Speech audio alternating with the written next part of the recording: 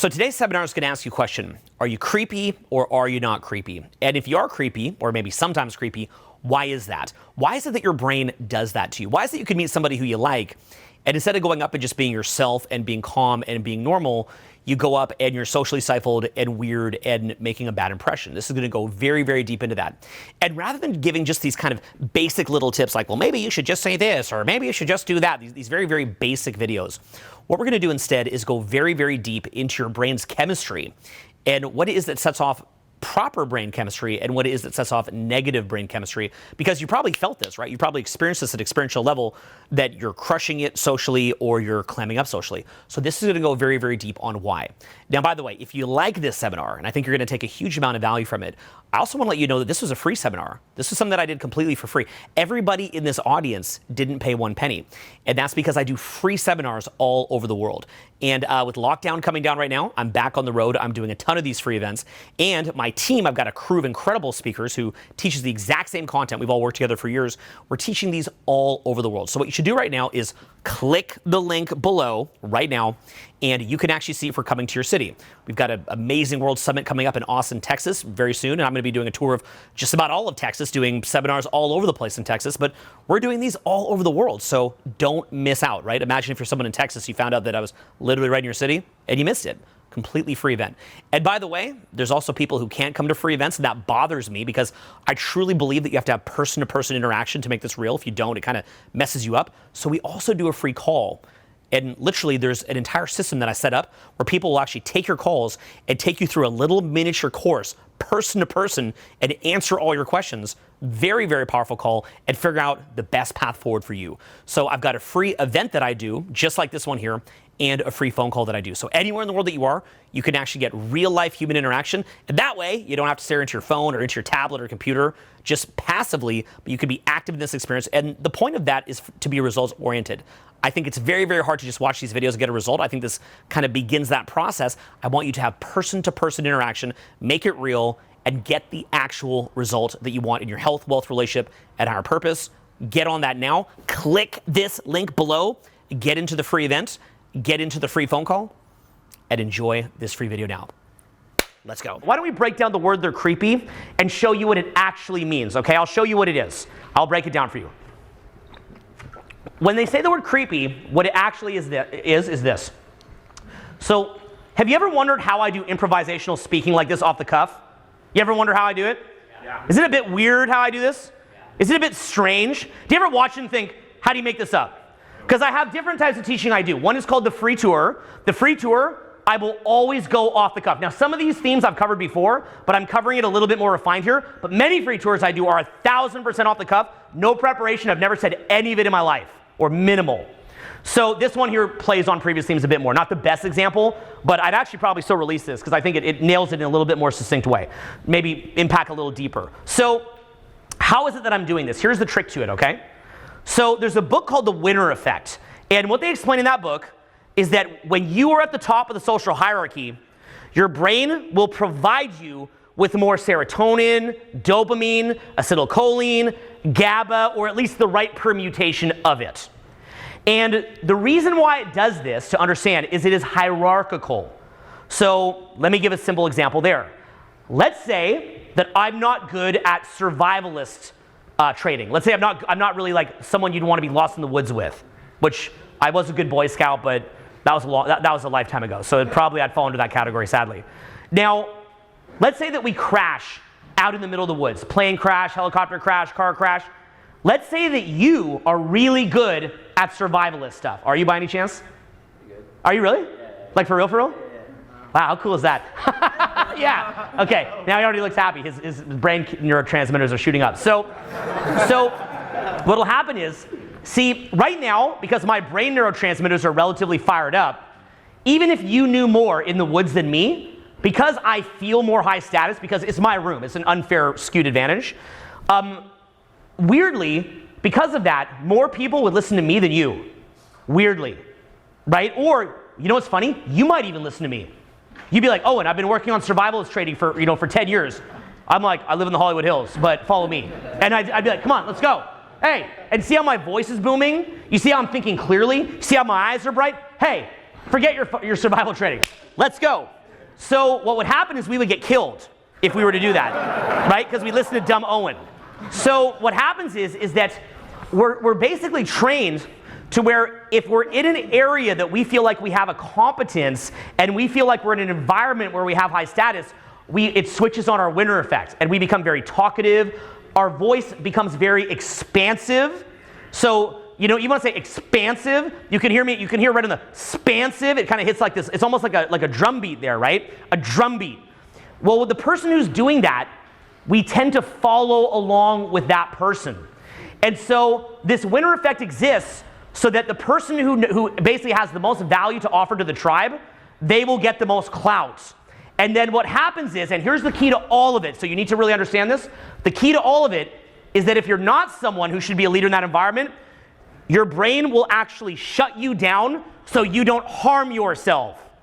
It'll make it where you can't think. You ever had it where you walk up to someone who's very attractive and you can't think? It does that both for the reason I said, but also because if you're in an environment, you don't want to anger the alphas if you're from a prehistoric time. If you're in a prehistoric time, there's no police, there's no law. What do you think happens if you mate with the wrong person in a tribe where you're not the alpha? What do you think happens?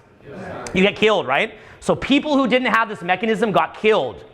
So this is why, let's say you go out, if you start talking to people and the first 5 or 10 people are nice to you by fluke coincidence, you ever had it where you went out, you weren't even very charismatic, but just by fluke, the first 5 or 10 people were nice to you? It's like, just kind of roll the dice, like it was just 5 or 10 nice people in a row, and all of a sudden from those 5 or 10 nice people in a row, you go in state, you start becoming funny, you just tell jokes and you don't question it. See, here's what we do.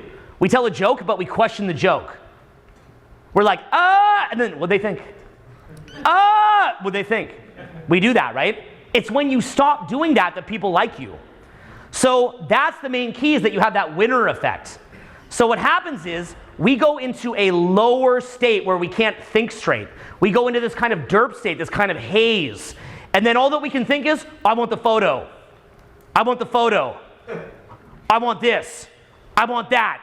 Here's what I want. Here's what I want. And then what happens is, because you're in that derpy state and you can't think, you lack what's called say the word mental bandwidth.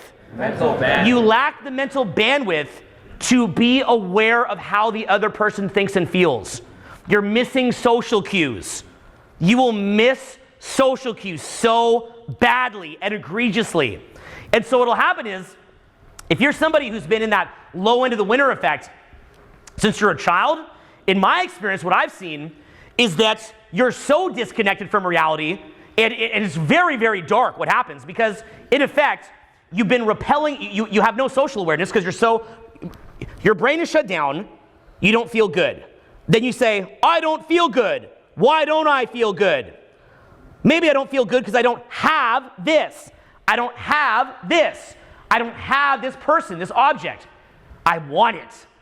The precious. You guys remember Lord of the Rings, the precious? Yeah. So you become like the Gollum in the Lord of the Rings. You want the precious. And so then what happens, because you want the precious, that alienates everybody. Just like how the Gollum is all weird looking and creepy, and all he can fixate on is the precious, and everybody's like, you're so creepy. You're so weird, right? All you want is this precious.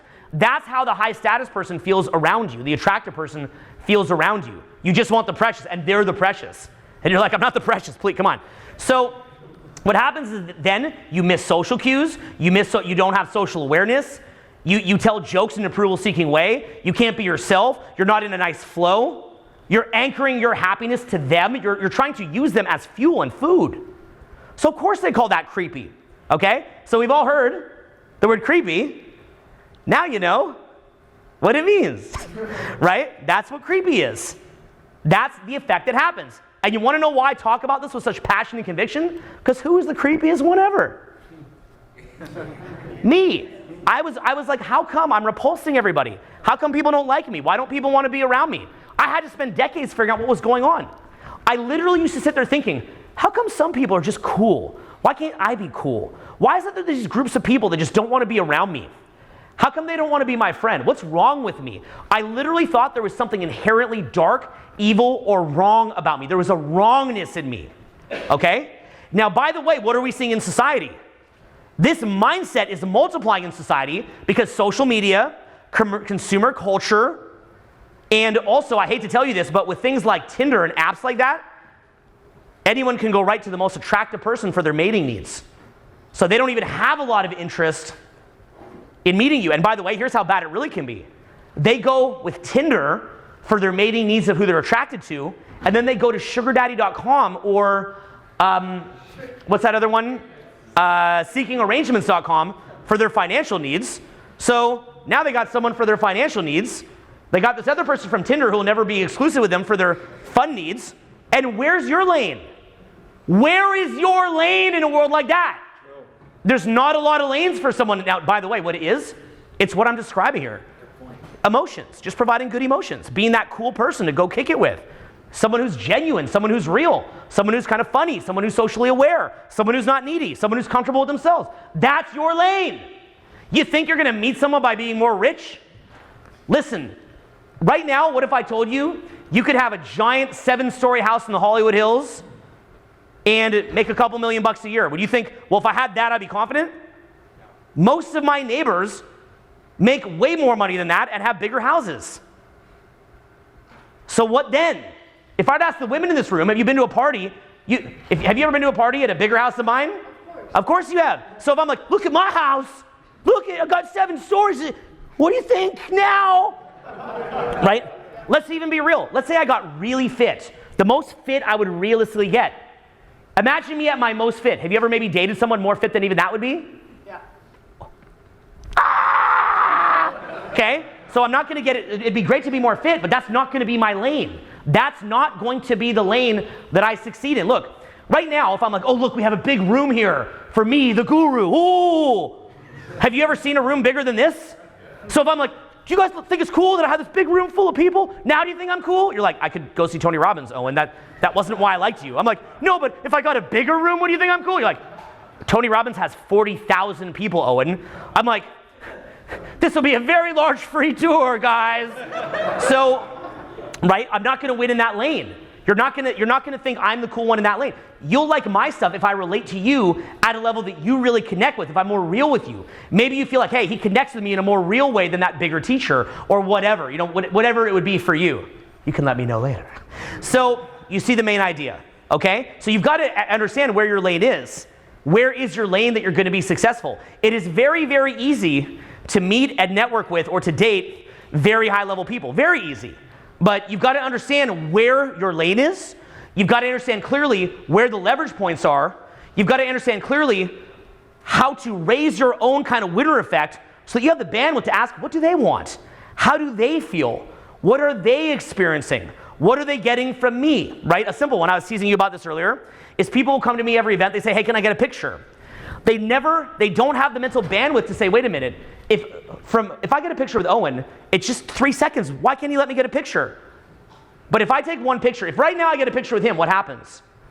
That's not one picture, that's 200-300 pictures. Right? Which means there's no more seminar. So when I'm saying no to a picture, what I'm really saying is we're doing a seminar. Right? It's like, but then it's like, but can't we just do it where like, I get the picture and then like, everyone else you say no to. Like, I get the picture and everybody else you say no. No, we can't. And here's what people fail to realize. It's almost like a math formula equation, okay? If I pull out my DMs right now from my Instagram, you should see the things people are sending me. They're sending me things, here's the key to the whole thing. They're sending me things that if I answered and complied with what they're asking, I couldn't be Owen. They wouldn't want me anymore, right? It's like, say someone came to you and want to hook up with you, and then they're like, yo, like, let's do it. You're like, but if I said yes to that, then I'd be hooking up with people from the moment I wake up to the moment I go to bed. I'd be a pincushion. I'd be a human pincushion, and then I'd be covered in whatever, and like head to toe covered, and you wouldn't even like me anymore. You wouldn't even like if I were, because they don't understand the way that they come at you. It's so common and basic and generic and small-minded that if you were to go with the way they're coming at you, you would be the slipperiest pincushion in the world. And then they wouldn't want it. And then they're like, well, just like me and you, but like not anyone else. Yeah, right? And you're like, but why? Where's the art? Just because I said, right? Because I said. And that's what people do to me. Like, they're like, just because I said, right? Because I'm the one. Because they're so trapped in their own mind and their own little ego and their own little small contracted world that they're unable to think outside their own mind. That's the definition of creepy. And it's very sad. Like, for example, there's a bouncer who I know local here downtown, and I traded numbers with him. And he keeps trying to send me this female friend he has. He's such a nice guy. And he's like, hey, could you meet my female friend? She wants to talk business with you. I'm like, okay, have her send me a video what it's about. And she's like, you know what I'd like to do with you, Owen? I watch your videos. I'd like for us to do some business. What? What business do you want to do? Let's talk. Let's grab lunch. How? The only reason you're contacting me, don't play this that I'm the superficial one here. Oh, you'll only go grab lunch with someone high value. You won't just meet a real person like me. Wait. Oh no. I'm not the one reaching out to and demanding things from someone who has a higher profile than myself. I'm not calling Tom Cruise demanding he grab a vague lunch with me and then calling him superficial when he won't do it. If I was the one calling Tom Cruise, it's like, why don't you just go do the lunch with a regular person, Owen? Well, I don't know, just cause, but he's superficial. That's the frame they always take. You're the superficial jerk. That's the frame, or the stuck-up girl, right? The stuck-up guy, the stuck-up whatever. That's the frame they take. They're stuck up. No, they're not. People in general are not stuck up. They're easy to meet. That girl could have got a lunch for me in 2 seconds. All she had to do was just let me know what it's about. Because if every single vague lunch, even since I've been here, I've had people hit me up because I have a social media profile.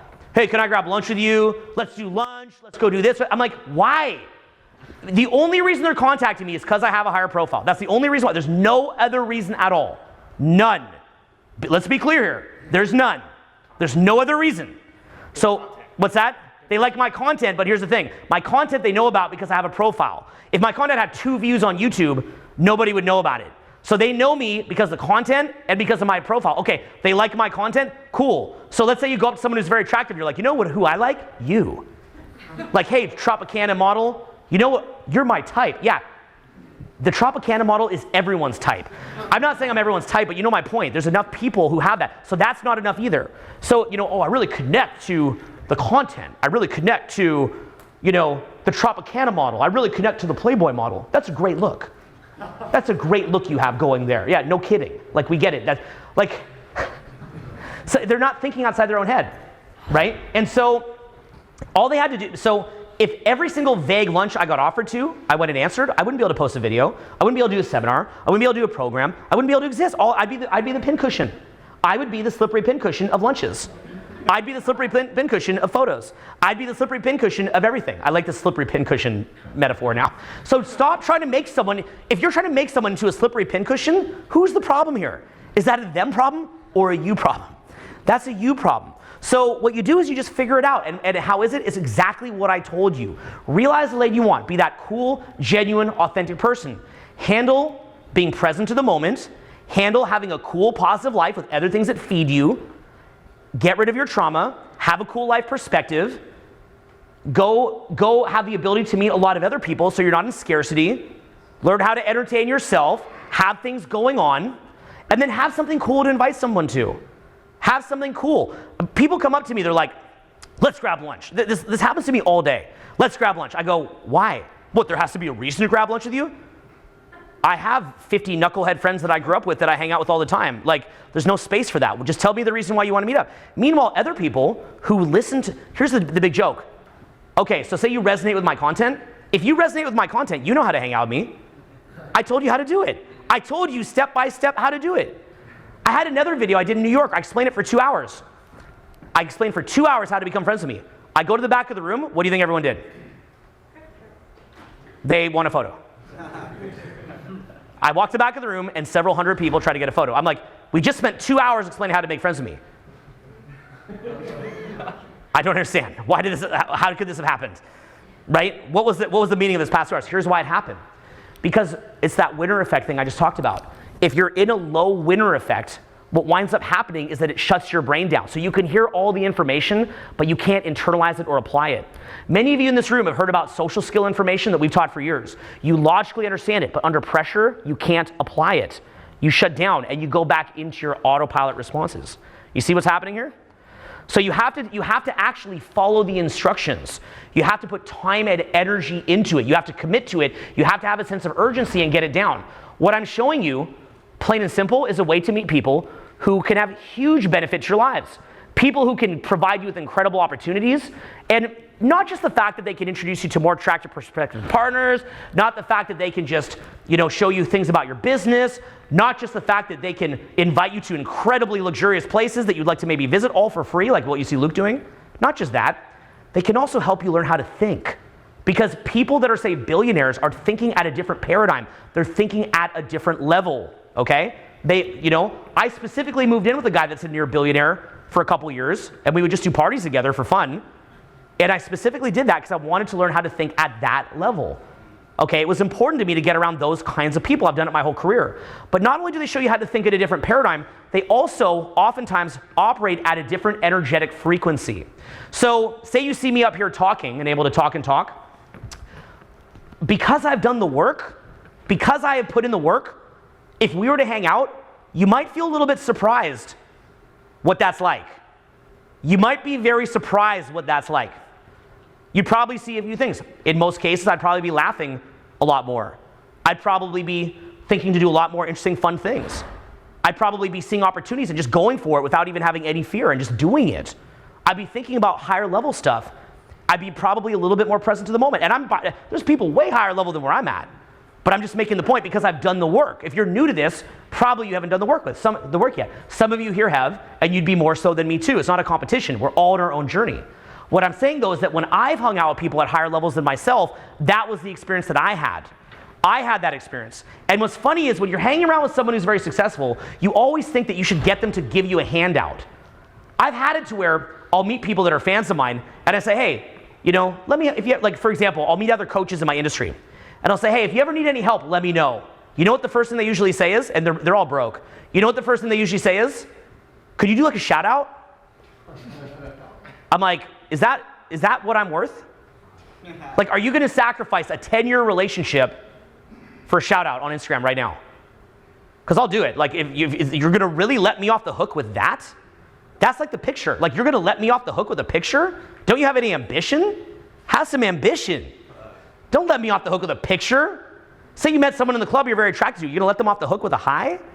I mean, you got to let them off the hook. They got to do what they want. But you know my point, right? It's not your choice. But you know my point, right? Like, is that what you want? Just hi. Okay. That's what the picture is. Hi. That's it. Wouldn't you maybe want to spend some time with them, get to know them, or anything else you might want to do? Right? That could be win-win on all parties. So you see the main point here. So you want to be thinking a little bit bigger than that. Okay? And then they'll say, you'll literally see them do this. It's very, very, very, very, very common. First they want the shout out, and then they do this. They go, can you do a shout out? I'm like, really? And they're like, wait, this is a big chance. Let me think what else I want. Most coaches that I meet in my niche, that's literally what they do. And then if they do get a picture, often they'll make a nasty article. They're like, I hate this guy. Why do you think they do the I hate this guy article? What's that? Because if they say I met Owen and he was really fun, does that get clicks? I met Owen, he was fun. Owen was very fun. You gonna get clicks from that? What do you get clicks from? Everything you thought you knew about that guy was wrong. Here's the real truth. And you know how you failed in life? He's also a failure. We're all failures. No one can succeed. Click, click, click, click, click, click, click, click. I knew it was true. I have no agenda or incentive here. I'm the real one. And people in a negative state, they're like, this is so real. It resonates. It resonates. Of course it resonates. You're negative. Of course it resonates. So, right, it takes an involved person to resonate with something positive.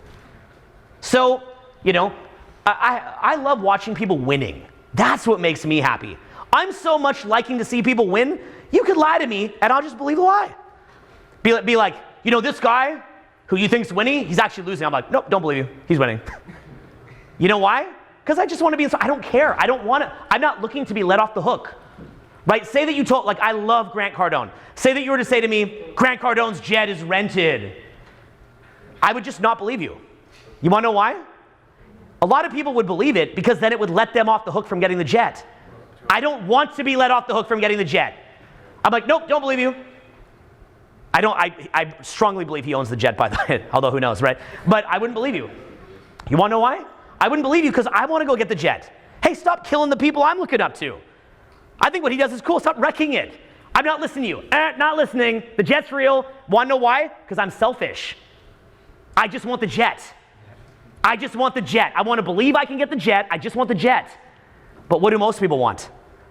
They want the excuse. Well, he couldn't get the jet. No one can get a jet. You want to know the one way to get a jet? Cheating. And I'm not a cheater. I'm the good one. Can I get a picture though? Can I get a creepy picture and talk bad on you? I'm the good one. Revealing the truth, the good one. I've seen this my whole career. Even people who you'd think are the greatest people I've known for years can pull this stuff. It is unbelievable. You're like, wow, that's so sad. And they never go anywhere. They never rise up. I've never seen people win like that. So I want to model winners. That's what I'm trying to get through to you here. So what I hope that I've showed you is a clear example of what it means to win, what it means to be authentic, what it means to be at a higher level, what it means to be able to go meet anybody very, very easily. And here's the best part of all of it. In the process of doing this, what happens? You increase your winner effect. You pump your brain neurotransmitters. You wake up. You actually wind up waking up as a result of it. See, you're thinking, here's the joke, okay? You wanna know the biggest joke of this whole seminar? You wanna know the biggest joke of the whole seminar? You wanna know? Yeah. You wanna know the biggest joke of the whole seminar? Yeah. You wanna know the biggest joke in everything I'm teaching? Yeah. The biggest joke, the most BS, you wanna hear the real scam in everything I'm teaching? The real scam? Here's the real scam. The greatest thing that you get off of all this is the awakening. It's actually the awakening. But I can't market that to you because you don't even know what that is.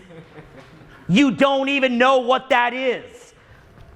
What do you think is better, having a fat crib or being able to sit in front of a crowd like this, crack jokes, be off the cuff, smiling, having fun, feeling like how I feel now in a cool apartment or mansion? The mansion gets old within a week. You ever bought a bigger TV? I did that recently. I had a TV, it was 1080. I got a TV that's like a foot bigger and it's 4K. I cannot tell the difference to save my life.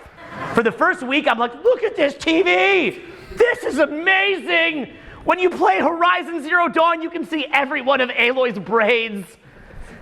Kratos has the most incredible sweat beads coming off his Ghost of Sparta white head. Like how I'll look soon. There's hope for me. Okay? Those are two video games I've ever played. God of War and Horizon Zero Dawn. They're awesome. So, point being, I was like that for about a week. Every time I look, it's amazing. Now, I don't remember what the other one looks like anymore. That's the problem. Human beings, it's not about absolute wealth, it's about relative wealth. You want to know why we care more about relative wealth than absolute wealth? Because we want that winner effect. You already, every single one of you, have more things going for you than a king or queen 300 years ago. You have roads, you have cars, you have airplanes, you have cell phones, you have the internet. But you don't care, you're angry because it's not relative wealth. It's not relative wealth. You have more ability to have a great life, but you don't have the relative wealth. You know why that part of that? It's related with mating, right? The person with the most relative success and status could have the most mating rights. So you don't care so much genetically about the absolute wealth. And that's why we're programmed in many ways to be miserable until we can compare and stack up to other people. But the problem with that, in this society, there's always someone with more. And you'll spend your whole life pandering to your DNA's little weird mechanism, being miserable. Your whole life will be miserable, and you'll be asleep. Or maybe not your whole life, but I mean, let's be real. Come on, be real. Be real. Think of all the times you got so angry in your life, right? You're just churning along, going along. Something bad happens.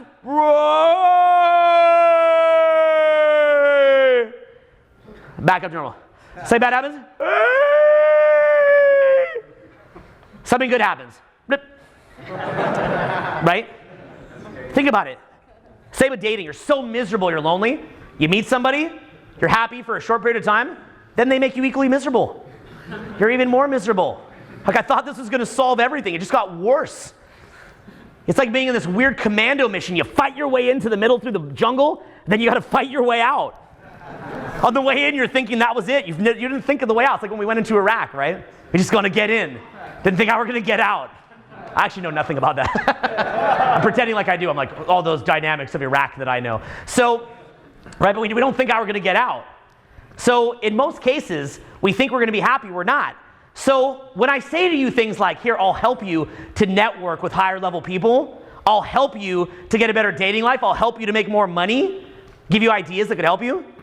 Really what I'm trying to do is to help you to wake up. But I can't speak to you directly in that language because you may not have a context for what that is. But see, here's the difference between me and a lot of other teachers who believe in the same ideas. They'll tell you, don't go make money. It doesn't matter if you're celibate for 20 years. God will love you for that. They'll tell you all this. It's not even a big deal. It's pointless. Well, hey, hold up, bucko. If it's all such a not big deal and pointless, why can't we figure out how to get this in the next 18 months? You just said it's no big deal, right? None of it's a big deal. It's all so fleeting, man. Okay, then let's go get it. So it's this finger wagging. This weird kind of sanctimonious, oh, you want to have a bit of money? You want to have a little fun at the club? You're bad. You should just meditate, you bad boy. Look at this bad boy here, not just ready to meditate and wake up. He wants to go to the club and get jiggy with it. He's a bad boy. Oh, he wants a nicer car. He's a bad boy, you bad boy. You naughty bad boy. Oh! He got his wish. So, right? So he's out. He's like, yeah. Now he's the slippery pincushion now. So you see the idea here, which is that, the main point of it is the waking up. It's in the process of getting better at meeting new people, meeting high-level people, maybe getting more successful, all that, you will have fun. These things are fun. It'll open you up to new opportunities. But ultimately, it's the happiness that you get in the journey itself that, to me, is the main reward. And the reason I'm so passionate about teaching this is that I think what's happening in our society is very dangerous. Because, in effect, you have a lot of people in a low, quote, winner effect, so they can't think. You get it to the point where, and tell me you're not feeling this. You try to work on your essay in school, you can't. You just can't. You say that you're trying to do it, you can't. I used to have this. I was in college. I'm eating all this processed food.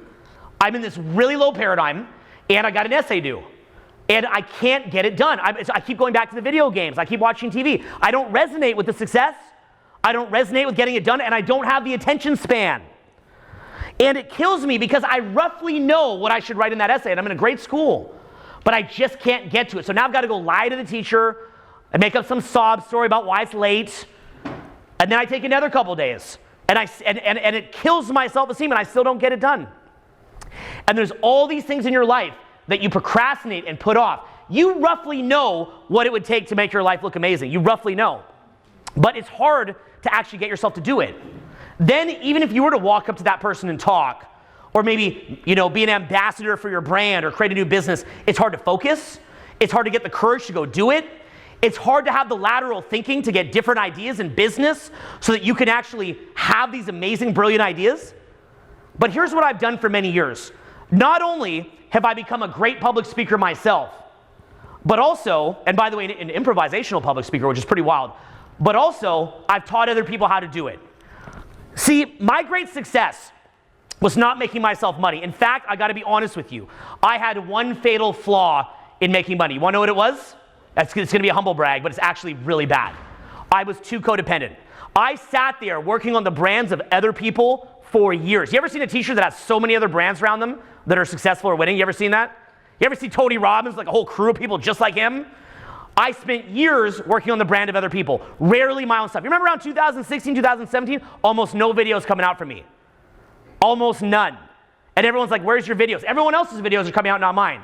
Everyone else coming out with products, not me. I'm a codependent. I love helping other people, but it's to the point it can be unhealthy. And so what I learned how to do was to help other people. That was a messed up thing on my part.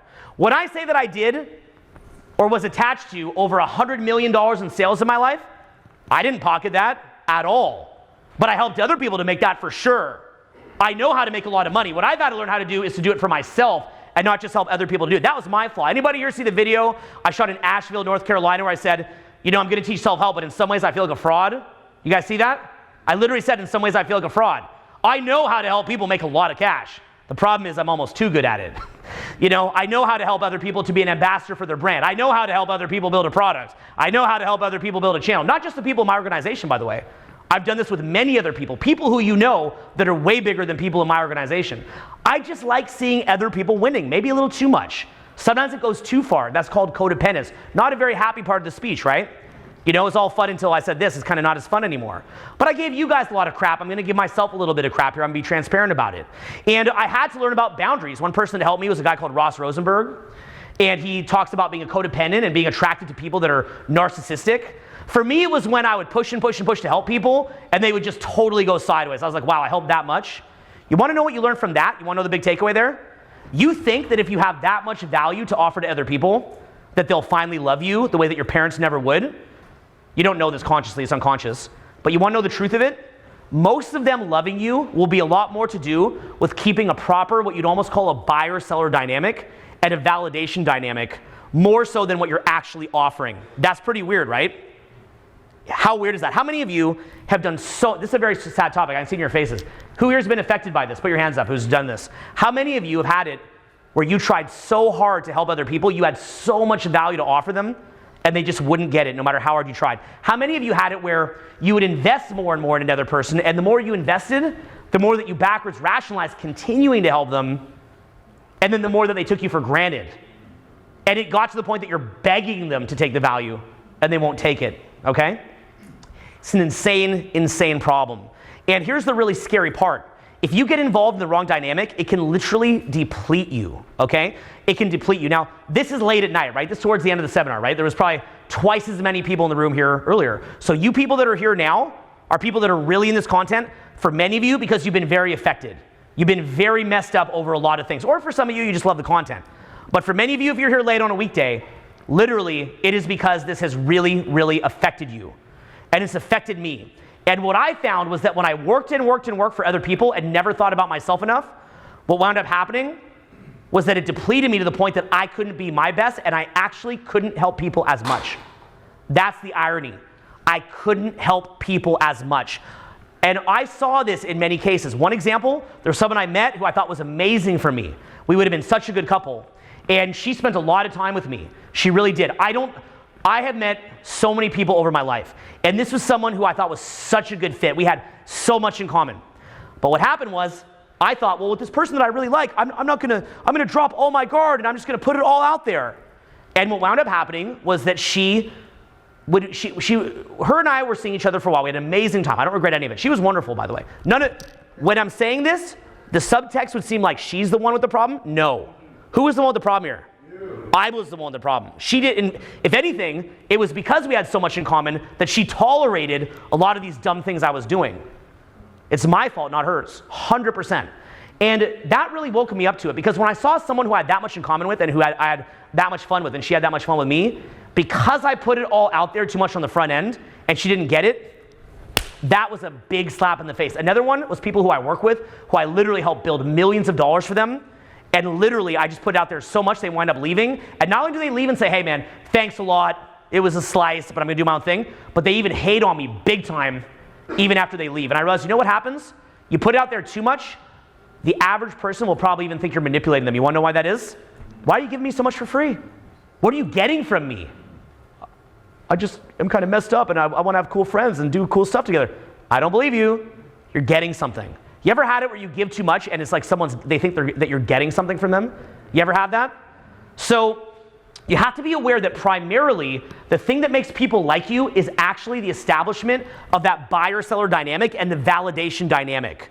And so much of that comes to what we talked about earlier, having cool friends, having the ability to meet more people, doing things that feed yourself, being present to the moment, laughing, having a cool, just a perspective of life that keeps you feeling good.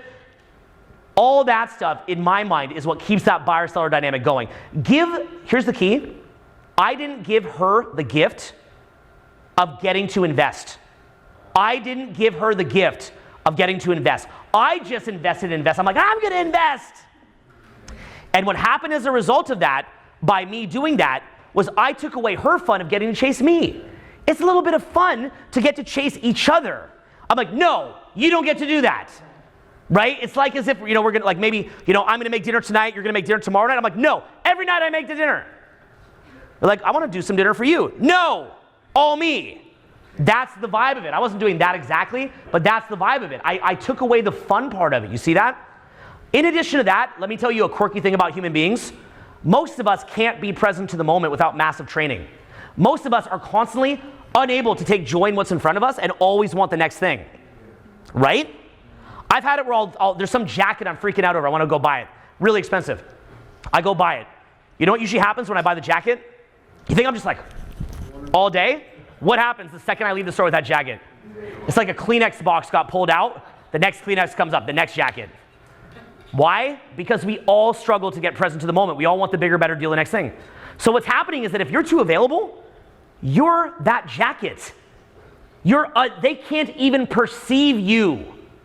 They can't even let you land in their perceptual awareness. You don't resonate with their state of consciousness. So you have to allow there to be a challenge on both sides. Ultimately, if you fail to do that, you'll keep doubling down, and what winds up happening is you will become depleted. So part of my art form, what I've done over many years, was I wanted to learn how to be very, very vibrant in front of the crowd. I want to be able to be up here and have so much to give. And so the way that I did that was, first of all, the things that I told you about at the start of the seminar. All those little factors that I explained at the start of the seminar. But the last bit was drinking Fiji. No, okay. It was me saying, wait a minute, I need boundaries. That was the big thing that helped me to have the most energy. So when I've actually created dynamics in my life, and here's the way you do it. You sit there and you audit your life. You audit the people in it. You say, what do they give and what do they take? 10% of the people in your life, you can just have as a charity case. That's fine. You want to give away 10% of your money to charity? That's actually very powerful because it's a very spiritual idea. It's coming from abundance. You're aligning with God when you do that in many ways. You're aligning with abundance when you give away 10% of your money. Because you're saying, I'm not going to hold on so tight. I can let it go, especially if you believe in what that is. But beyond that 10% that should be, measured, then what you've got to do is you've got to say, this has got to be at least somewhat fair with the people who I'm dealing with. Ideally, you should both be getting more from each other than you'd have on your own. It's called a win-win. It's not a lose-win. It's not a win-lose. It's a win-win. Synergy. So you've got to be looking at your life and saying, what is the food I'm eating? What does that food give me? It gives me a certain taste, but then it makes me tired. Maybe it's expensive. Maybe it robs me of health. Maybe it gives me cancer. So what does it give? What does it take? How about a friend? Maybe someone you're dating.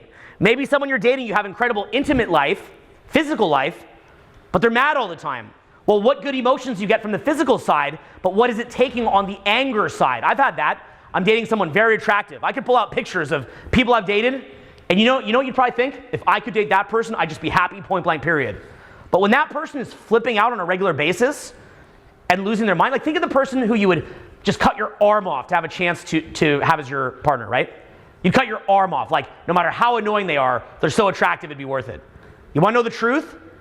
For that other 15 hours a day that you're not hooking up, if they're poison dripping you and mad all the time, you will be an empty shell. You will be a husk of a human being.